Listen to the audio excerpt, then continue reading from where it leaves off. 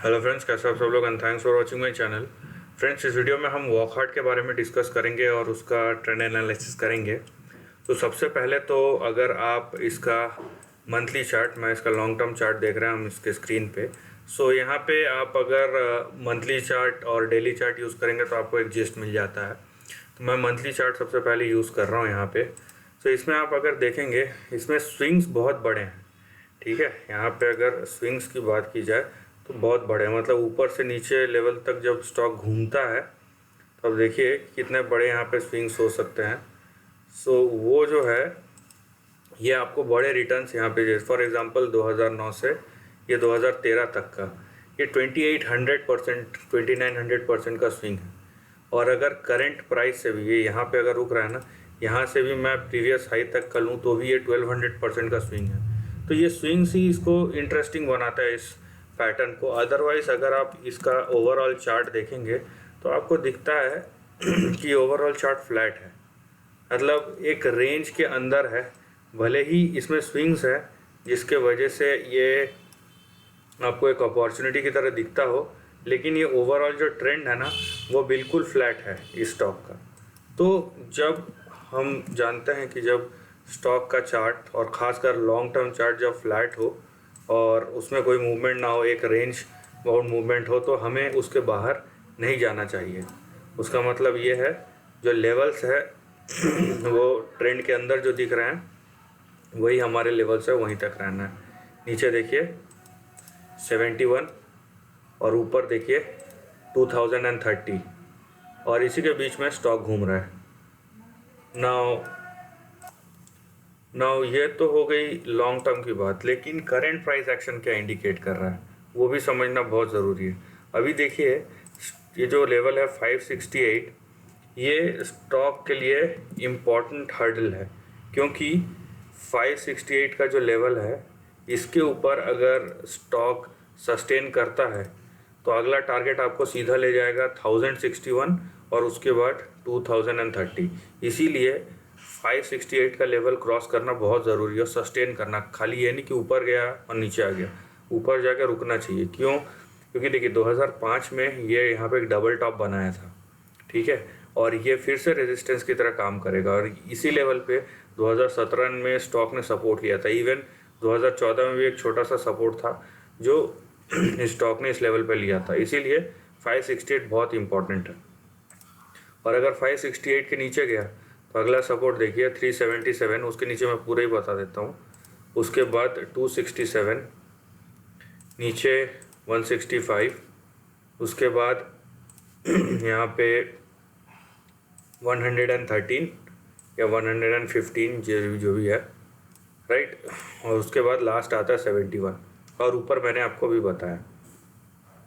तो इसका मतलब क्या है कि यहाँ पे एक कंडीशन है कि स्टॉक अगर 570 या उसके ऊपर सस्टेन करता है, 570 है उसके ऊपर, तो आपको ये देखने मिल सकता है कि स्टॉक अपने ऊपर का जो रेंज है, मतलब 1061 और 2030 यहाँ तक जाने का प्रोबेबिलिटी रहता है। लेकिन जैसे कि मैंने बताया, हम 2030 के ऊपर नहीं जाएंगे। क्यों नहीं जाएंगे? क्योंकि ये स्टॉक जो है फ्लैट है, कंसोलिडेट कर रहा है। यहाँ पे स्विंग्स ज़रूर है, लेकिन हमें ये पता है कि ये एक लेवल के अंदर घूम रहा है। इसीलिए अगर कोई नया ट्रेंड शुरू होना होगा तो ये जब स्टॉक मान लीजिए 21-2200, क्योंकि ये 2030 आपको मैंने एक रीज़नेबल टारगेट बताया, लेकिन ये आप देख रहे हैं क्योंकि हम कैंडल स्टिक यूज़ कर रहे हैं, थोड़े थोड़े डॉट्स भी बहुत इंपॉर्टेंट होते हैं। तो ये शेडो जो है ये 2195 दिखा रहा है। तो मतलब मैंने आपको कंजर्वेटिव टारगेट दिया है 2030 का, तो यहाँ पे आप इसको 2195 तक भी स्ट्रेच कर सकते हैं, राइट। लेकिन मैंने 100-150 रुपये का टारगेट या रिस्क के वजह से यहाँ पे पूरा का पूरा ज़्यादा नुकसान करने का कोई मतलब नहीं है, ठीक है।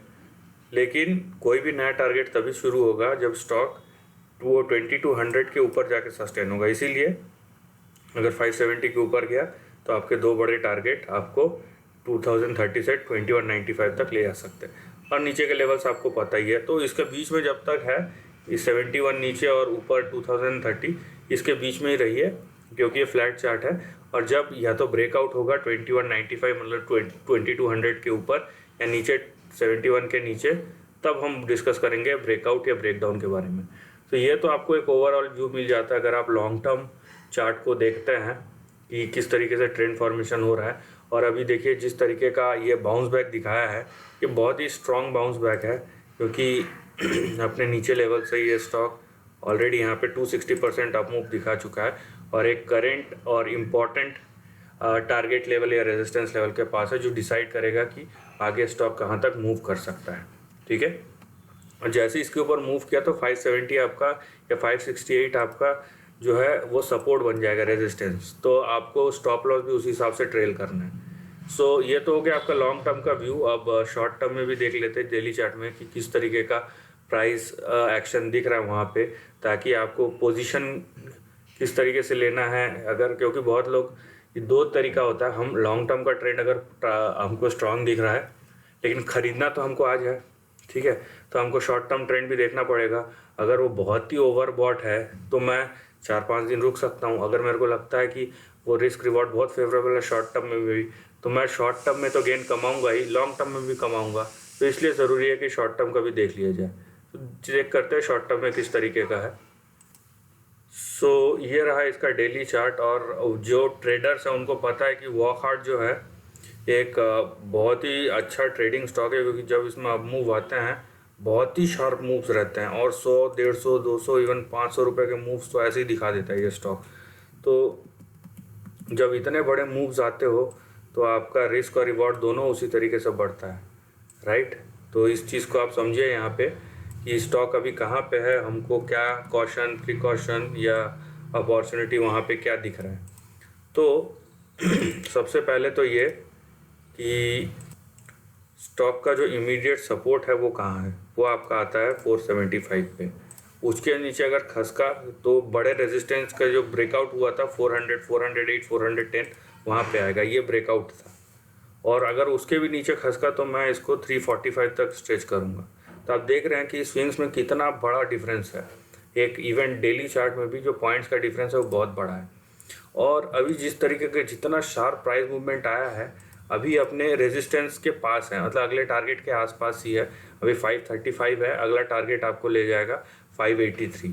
लेकिन फिर भी आप अगर प्राइस मूवमेंट को देख रहे हैं तो देखिए आपका सपोर्ट और रेजिस्टेंस का, आपका सपोर्ट है 475, आपका टारगेट है 483, मतलब 100 पॉइंट का डिफरेंस है यहाँ पे। तो ये भी समझिए कि स्विंग में जब आप लेते हैं तो आपका रिस्क जो है, रिवॉर्ड तो बड़ा होता ही है, रिस्क भी उतना ही फैल जाता है।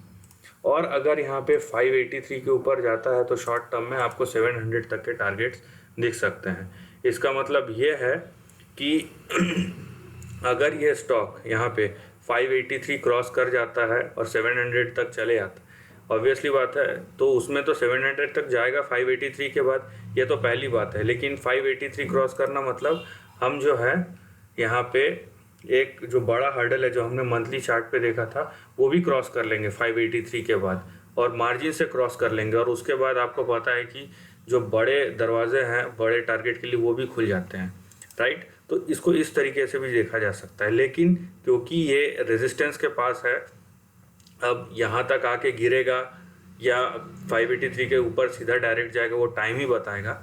लेकिन आप अपना पोजीशन और लेवल एडजस्ट कर लीजिए इस हिसाब से, क्योंकि बात यह है, यहाँ पे देखिए आप प्राइस को थोड़ा ध्यान से देखेंगे तो ये दोनों के बीच में है। अब जब बीच में है तो प्रोबेबिलिटी भी बढ़ जाती है 50-50। हमको पता नहीं कि ये ऊपर ही जाएगा या फिर यहाँ से थोड़ा सा करेक्शन होकर फिर ऊपर जाएगा या नीचे आएगा, ये हमको पता नहीं है। तो या तो आप होल्ड कर लीजिए, थोड़ा सा रुक जाइए, या तो आप अगर पोजीशन ले रहे हैं तो स्टॉप लॉस लगाइए, दोनों में से कुछ तो एक करना पड़ेगा, राइट। तो ये आपके ऊपर है। लेकिन यहाँ पे ये दिख रहा है कि अंडर करेंट या इसका जो ट्रेंड है बहुत स्ट्रांग है। इवन डेली चार्ट और मंथली चार्ट में भी आप बाउंस बैक देखिए कितना स्ट्रांग है। और अगर सर्टेन क्राइटेरियाज पार करता है तो जाहिर सी बात है यहाँ पे आपको बड़े टारगेट जो कि लिमिटेड ज़रूर हैं लेकिन देखने मिल सकते हैं। So this is the end of the video. Video पसंद आया तो लाइक और शेयर कीजिए, थॉट्स कमेंट सेक्शन में लिख कर बताइए, और ऐसे नए कंटेंट के लिए चैनल को प्लीज़ सब्सक्राइब कीजिए। Lastly, take care of your family and friends.